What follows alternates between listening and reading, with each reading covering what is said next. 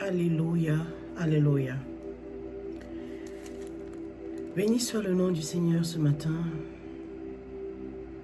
Je me tiens ici par obéissance. Mais je me tiens ici pour prier. Pour prier avec toi qui m'entends, pour prier avec toi qui m'écoute, pour t'apporter une parole d'encouragement ce matin, une parole de relèvement, une parole d'espoir, d'une espérance infaillible. Infaillible parce que Dieu est infaillible. Il n'est jamais trop tard pour bien faire. Il n'est jamais trop tard pour se relever. Il n'est jamais trop tard pour commencer. Chaque jour est une nouvelle action. Nouveau départ, nouvelle opportunité avec ton Seigneur. La main de Dieu reste tendue chaque jour, à chaque instant. Cette main ne cesse de se tendre pour toi et pour moi. Il est de notre responsabilité de la tenir. Très souvent, nous pouvons commencer quelque chose, après nous nous arrêtons. Surtout quand ça concerne ce qui concerne Dieu. Nous nous arrêtons très vite. Il faut beaucoup de courage pour continuer. C'est pour cela que je félicite les uns et les autres qui ont accepté de continuer malgré la fatigue, malgré le découragement. Je félicite toutes ces personnes qui servent de manière sincère, vues ou pas vues, connues et inconnues. Nous sommes tous dans le même bateau. Alors toi qui m'entends aujourd'hui, je t'encourage de te lever à ta place où tu es et de commencer à faire un pas. Parce que ce n'est pas évident. Tout a été conçu pour nous occuper à faire autre chose que de faire ce pourquoi nous avons été appelés à faire. Je vais commencer encore ce matin la prière avec vous. Je ne sais pas où ça va m'amener. Je ne sais pas si je vais pouvoir tenir. Mais je me repose ce matin sur le Saint-Esprit. L'Esprit de Dieu qui vit en moi et qui renouvelle mes forces. Et je me tiens ce matin simplement encore par obéissance, Seigneur. Viens au secours de ma faiblesse. Viens au secours de mon incrédulité parfois. Mais je me tiens. Comme pouvait dire un acteur qui disait, tu tombes 7 fois, relève-toi 8 fois. Tu tombes 7 fois, relève-toi 8 fois. Une énième fois, je me relève pour apporter ce message ce matin. Et je crois que c'est la dernière fois, et j'espère que c'est la dernière fois, que je continue à me relever parce que je me lève indéfiniment. Père, nous avons besoin de toi. Nous avons besoin de ta force. Nous avons besoin de ton esprit. Active en nous l'amour de toi et des autres. Active en nous l'amour de toi qui nous manque pour tes intérêts à toi. Active en nous, Seigneur, le cœur de toi qui nous manque pour ton cœur à toi. Le monde a tellement besoin de ta présence et tu cherches des ouvriers. Ce matin, Seigneur, je me tiens ici avec cette corde de personnes qui se sont arrêtées pour entendre ce message, pour dire nous voici. Transforme-nous. Nous espérons en toi, nous ne pouvons pas seuls. Nous n'avons aucune capacité seule.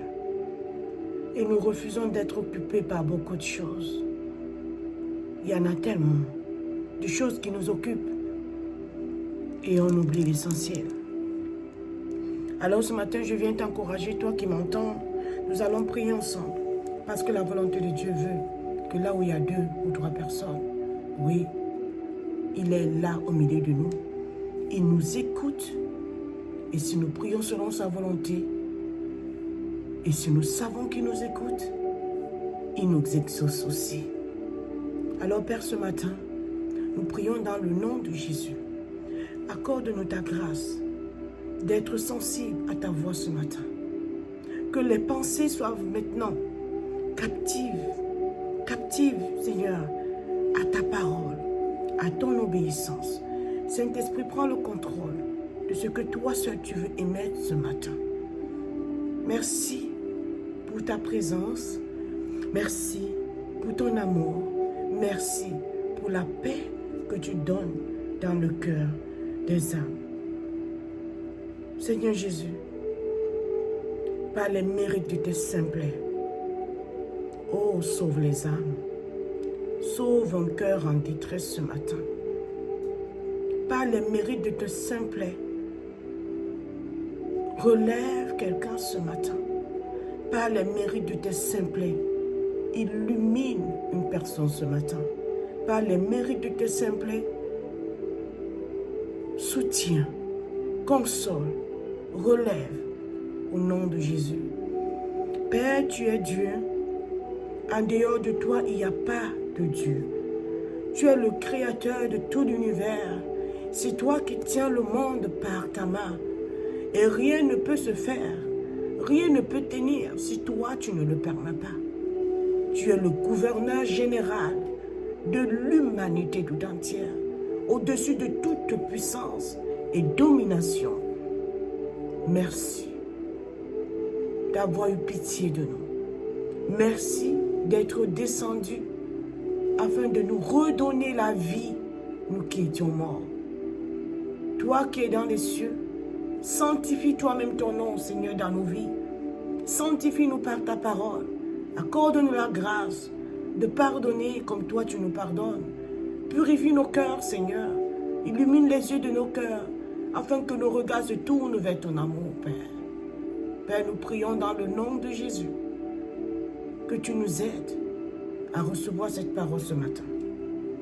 Alors ce matin, je nous encourage à lire le Proverbe 2.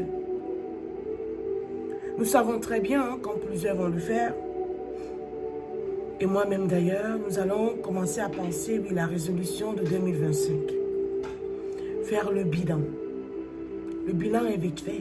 Nous sommes d'accord que le bilan est vite fait. En fin d'année, tu sais si tu as passé une bonne année et tu sais si tu as passé une mauvaise année. Mais ultimement, en fin de compte, nous devons toujours rendre grâce à Dieu parce que nous sommes en vie. Peu importe que nous ayons passé des moments difficiles et très lourds, si tu es encore là aujourd'hui et que tu entends ce vidéo, tu as passé une bonne année. Tu as passé une bonne année selon la volonté de Dieu qui te maintient encore, qui renouvelle tes souffles, qui renouvelle tout ce qui est en toi. Tu as passé une bonne année. Je te prie d'être dans l'action de grâce. Je te prie de maintenir ta force pour continuer pour l'année prochaine. Mais cette année prochaine de grâce, ne le fais pas seul. Ne rentre pas seul dans tes projets. Ne rentre pas seul dans ton idéologie. Ne rentre pas seul dans tes business. Ne rentre pas seul dans ta famille. Ne rentre pas seul. Si Christ n'est pas le centre, rien ne se mettra en place. Si Christ n'est pas le centre, rien ne se mettra en place. Oui, s'il n'y a pas de centre, tout est déplacé. Aujourd'hui, je t'invite, encore plus que jamais, de te repositionner. De te repositionner et demander une clairvoyance par l'Esprit de Dieu, une illumination, afin que le Saint-Esprit lui-même vienne te saisir et t'amener là où tu dois être. Et surtout, te purifier dans tes pensées, te libérer dans tes angoisses, te libérer dans tout ce qui peut t'oppresser. Nous allons dans des saisons que nous allons nous surprendre. Nous surprendre en train de faire des choses que nous ne nous attendions pas, de bon ou de mauvais. À toi de choisir. Dieu a dit, nous a donné le libre choix. Ce libre choix nous permet de prendre des décisions indépendantes, indépendamment même de la volonté de Dieu. Mais nous ne savons pas les résultats de ce choix. Oui, nous avons le libre choix, mais nous n'avons pas les résultats de ce choix. Il est donc très important pour que toi et moi, nous puissions nous arrêter pour chercher la volonté de Dieu. Et on me dira, mais c'est quoi la volonté de Dieu pour ma vie? C'est là, la volonté de Dieu. Elle est ici. Elle est écrite, cette volonté. Elle est écrite. Commence à mettre ton regard dessus et tu verras clairement ce que Dieu attend de toi. Dans ce que tu fais déjà, ce qu'il veut que tu fasses. Proverbe 2 pouvait dire ceci. Mon fils, ma fille, si tu reçois ces paroles, si tu les gardes au fond de toi, les préceptes, si tu tends ton oreille attentive, si tu rends ton oreille attentive à la sagesse, et si tu inclines ton cœur à l'intelligence, oui, si tu appelles la sagesse, et si tu élèves ta voix vers l'intelligence, si tu la cherches comme l'argent, nous savons comment l'argent peut nous prendre à cœur et parfois on utilise le nom de Dieu pour que les personnes soient attachées, pour que les personnes intègrent l'argent. L'argent est important. Ça marche avec Dieu même d'ailleurs, parce qu'il a dit l'or et l'argent lui appartiennent. Mais attention, c'est quoi la finalité? À qui? Pour qui? En quoi nous nous servons pour pouvoir utiliser cet argent? Si tu cherches la sagesse, si tu cherches l'intelligence, comme tu cherches l'argent, si tu la poursuis comme tu poursuis un trésor, alors c'est là où tu comprendras la crainte de Dieu. Oui, tu comprendras la crainte de l'Éternel. Et tu trouveras la connaissance de Dieu. Je vais m'arrêter là. Paul, que tout le monde connaît, le grand serviteur Paul, on savait qu'il était intelligent. On savait qu'il avait de sage, intelligent, Paul était. De riche qu'il était, il mentionne qu'il a tout abandonné. Il mentionne qu'il a pris ces éléments comme de la boue. Pourquoi? Pour l'excellence de la connaissance de Dieu. Dieu nous parle ici. Si nous voulons le connaître profondément, connaître ses intérêts, son cœur à lui, nous devons lui demander. Nous ne pouvons pas le prétendre de pouvoir le savoir nous-mêmes. Parce qu'à un moment donné, notre âme prendra le dessus. Nous devons aspirer à demander à Dieu la sagesse, l'intelligence. Poursuivre cela. Poursuivre la vraie sagesse qui est Jésus-Christ. Comme nous pouvons poursuivre des trésors. Le chercher comme nous pouvons chercher de l'argent. Et c'est ainsi alors que nous connaîtrons qui est Dieu. Et que nous connaîtrons la vraie crainte de Dieu qui n'a rien à voir avec la peur. Mes amis, nous avons été appelés sur cette terre pour célébrer la gloire de Dieu en toutes circonstances. Mais nous sommes très occupés. Je vais prier aujourd'hui et je vous demande d'aller lire le Proverbe 2. Parce que véritablement, cette année 2025, ne devrait pas passer comme l'année qui est en train de se terminer. Cette année 2025, allons creuser notre intimité avec Dieu. Cherchons-le davantage. Nous sommes en train d'entendre d'ici et d'ailleurs que ce sera une belle année. Chaque année, on le dit. Une belle année qui arrive. Nous le proclamons. Mais ça va dépendre de nous. Ça va dépendre de là où il y a notre cœur. Parce que véritablement, n'oublions pas cette chose qui rattrape tout le monde. D'ici 100 ans, il n'y aura plus personne qui m'écoute là. Il n'y aura plus personne sur cette terre à notre âge. Ça sera une autre génération. Travaillons ensemble pour notre éternité. Travaillons ensemble pour notre éternité et que notre cœur soit à l'ouvrage pour se rapprocher davantage de Dieu et connaître ce pourquoi il t'a appelé. Et pour ça, aspire à sa sagesse, aspire à son intelligence. Ne te laisse pas pris par des remords de que tu n'as pas atteint, de que tu n'as pas fait. Oui, aspire à la chose la plus essentielle. Parce que tu es une créature essentielle, aimée de Dieu. Où sera ton âme? C'est après avoir poursuivi tout ce que nous poursuivons là, ici sur la terre. Et qu'après, notre âme ne sera pas là où elle doit être.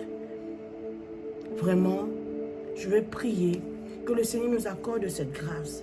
Père, au nom de Jésus, nous prions. Nous prions pour que tu saisisses nos cœurs par ton esprit et que tu nous conduis toi-même vers toi, Seigneur. Tu as dit dans ta parole que nous ne pouvons rien faire. Tu as dit nous sommes incapables de faire quoi que ce soit sans ta grâce. Alors, Père, nous avons besoin de ta grâce. Nous avons besoin de ta grâce pour nous réconcilier, non seulement avec toi, par le sang de Jésus, mais également d'avoir cette intimité forte. Cette intimité n'est donnée que si nous le demandons, Seigneur. Et tu as dit, si nous demandons selon ta volonté, tu es celui qui écoute. Et si nous savons que tu écoutes, tu nous exauces. Père, je prie dans le nom de Jésus que chaque cœur connecté ici, Seigneur, tu fais une chose nouvelle dans sa vie. Que tu fasses encore une chose nouvelle, Seigneur, dans sa vie. Que le cœur de la personne qui entend ce message, Seigneur, touche ce cœur, qu'il soit complètement restauré, aligné à ta pensée et recevoir l'amour que toi seul tu peux donner, Seigneur. Viens remplir le vide qui peut être encore en nous. Viens nous mettre l'amour de toi qui nous manque. Viens nous mettre encore ce vin nouveau, Seigneur, que nous puissions regarder à l'endroit même où tu veux que nous puissions regarder. Père, c'est au nom de Jésus que nous avons prié. Souviens-toi de ceux qui œuvrent en ce moment pour toi. Et donne la force à ceux qui n'ont pas commencé, Seigneur. Que cette nouvelle année 2025 soit une année où nous allons encore nous rapprocher de toi. Et que nos cœurs soient remplis de pardon et d'amour de toi, Père, afin de pouvoir manifester cela autour de nous. Ceci n'est que possible si tu as donné ta vie, si tu as accepté l'amour de Dieu. Accepter l'amour de Dieu pour ta vie, c'est accepter que Christ est venu sur la terre, se livrer pour toi et moi, qui n'avions pas à la royauté, au royaume de Dieu, à cause de la chute, à cause du péché. Mais il y a une opportunité. Il y a encore une porte accessible, un lien fort qui peut te ramener et te rapprocher véritablement du Dieu créateur. Une ligne directrice a été donnée. Celui-ci est mon fils. Écoutez-le. Écoutez-le. On a entendu plusieurs personnes, mais après Dieu lui-même est venu dire écoutez-le. Parce que Dieu a tant aimé le monde qu'il a envoyé son fils, afin que toi et moi, si nous croyons, nous recevons la vie éternelle. La vie éternelle est conditionnée par l'acceptation, par la foi de Jésus-Christ de Nazareth. Ce n'est pas nos œuvres, ce ne sont pas nos œuvres qui vont nous sauver, mais c'est Jésus-Christ seul. Donc si toi tu n'avais pas encore donné, accepté l'amour de Dieu dans ton cœur en acceptant Jésus, Si tu avais fait que tu étais rétrograde, c'est-à-dire que tu t'étais éloigné, tu as encore la possibilité de te réconcilier, de repartir à zéro et que le tableau soit effacé afin que ton nom soit maintenu dans le livre de la vie. Prions ensemble, non seulement pour renouveler nos vœux, mais également pour l'accueillir dans notre cœur pour ceux qui ne l'ont pas encore fait. Seigneur Jésus, nous te remercions pour le sacrifice que tu as fait pour nous à la croix. Je crois en cette journée que tu es venu sur la terre pour me racheter, pour me libérer, pour me transférer dans ton royaume de lumière. Alors je crois que ta mort à la croix m'a sauvé. Je l'accueille dans mon cœur, je le reçois dans mon âme. Je dis merci pour le pardon de tous mes péchés passés, présents et futurs. Je te demande pardon et je reçois ton pardon. Désormais, je me déclare comme enfant de Dieu et je prie en ton nom, Seigneur Jésus, que ton esprit me guide. Je t'ouvre mon cœur afin que tu y habites par ton esprit. Merci pour cette nouvelle créature, cette nouvelle naissance. Merci de ce que tu vas me conduire pas à pas dans ton amour, ta patience et ta compassion. C'est au nom de Jésus que j'ai prié. Amen. Nous avons fait l'essentiel de ce qu'il fallait faire aujourd'hui. Aspire au proverbe 2. Poursuis la sagesse, poursuis l'intelligence. Comment? En le demandant simplement et en déclarant que tu es une personne intelligente, sage, intègre, droite devant Dieu. C'est ainsi que tu verras le Seigneur, dans sa miséricorde, commencer à te révéler des choses cachées. Il voudra bien le faire. Demeurons bénis. Entrons en 2025 avec la joie qui nous a parfois manqué, avec la paix qui nous a manqué, avec l'amour qui nous a manqué. Que la bienveillance soit en nous et envers les autres. Au nom de Jésus. Amen. C'était Grâce et Compassion par Marie-Rosa. Si ce message vous a fait du bien, n'hésitez pas de le liker, de le partager, de vous abonner aussi pour entendre de nouveaux messages dans les jours à venir.